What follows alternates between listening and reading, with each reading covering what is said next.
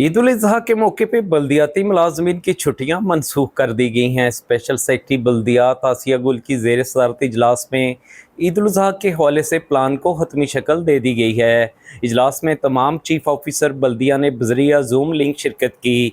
ईद के तीनों रोज़ 100% अमला फील्ड में मौजूद रहेगा।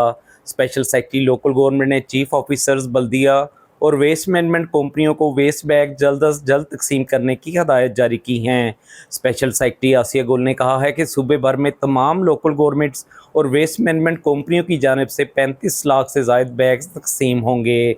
अवामी मकामात पर सिरिपाई जलाने वालों के खिलाफ दफ़ा 144 का नफाज होगा। जानवरों की अलाइशें और बाकियात नहरों में फेंकने पर भी दफ़ा 144 नाफिज होगी।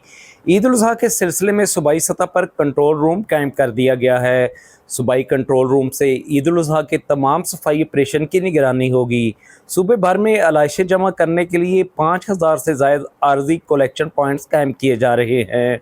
सूबाई सतह पर 120 से ज़ायद अफसरान और मुलाजमीन को कंट्रोल रूम से सफाई ऑपरेशन की निगरानी करने की जिम्मेदारी सौंपी गई है। चीफ ऑफिसर मुतल्लिका हदूद में बेहतर इंतजाम यकीनी बनाएँ।